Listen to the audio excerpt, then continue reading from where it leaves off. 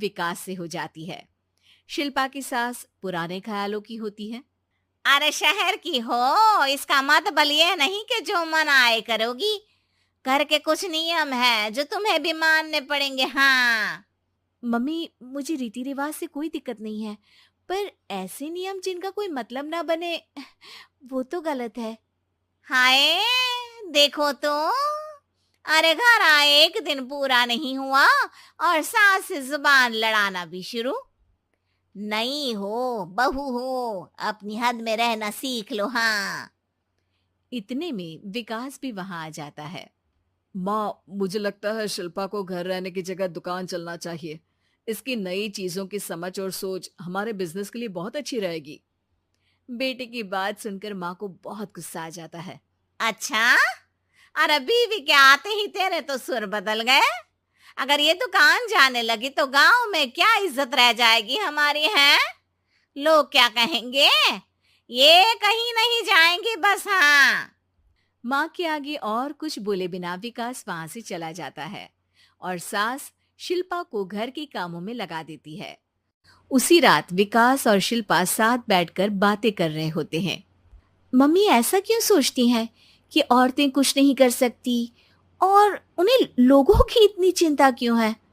पापा की डेथ के बाद माँ ने दुकान संभालने की कोशिश की थी, पर लोगों ने उल्टी सीधी बातें सुनाकर उनका आत्मविश्वास इतना गिरा दिया कि वो कुछ कर ही नहीं पाई और सोचने लगी कि शायद औरतें ये सब कर ही नहीं सकती।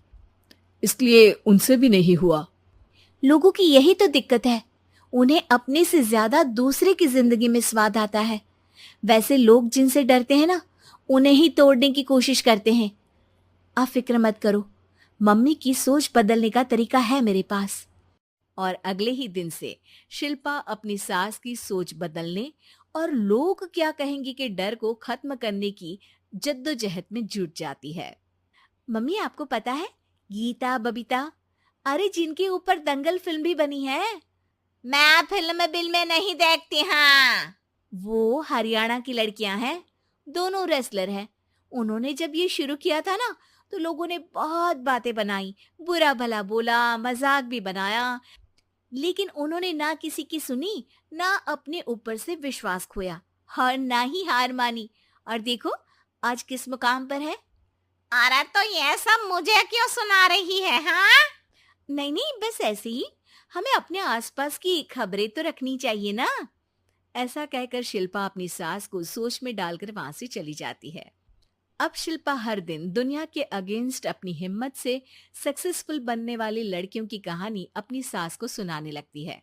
इसी तरह कुछ समय बीत जाता है। और माँ, आजकल बहुत चुप चुप रहती हो, सब ठीक तो है ना? बस कुछ सोचती रहती हैं, इसीलिए ज्यादा बोल नहीं पाती। ऐसा क्यों हुआ माँ? कोई दिक्कत है क्या?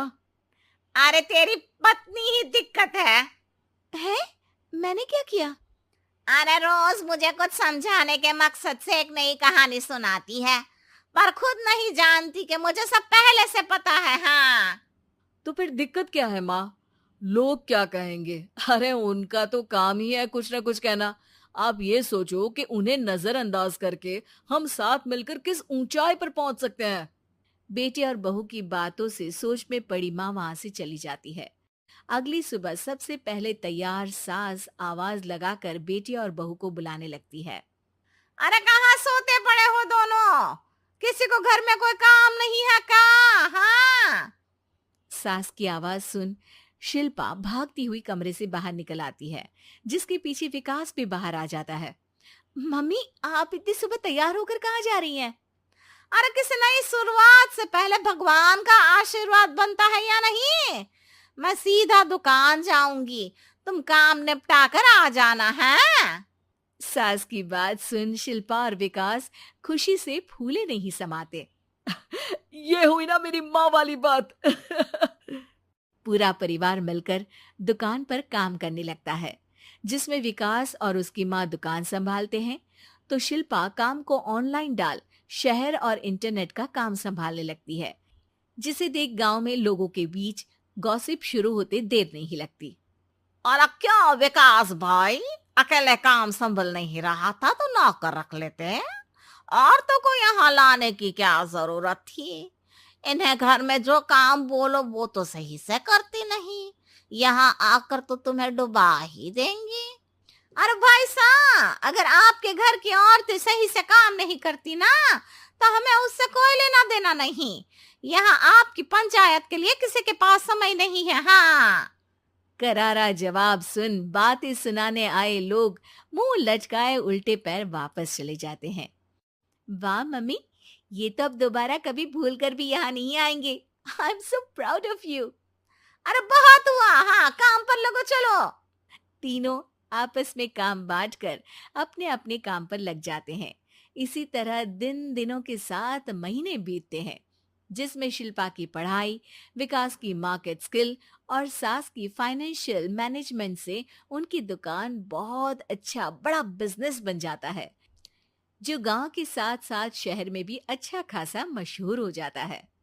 अरे सच ही कहते थे तुम दोनों, लोगों का तो काम ही होता है कहना।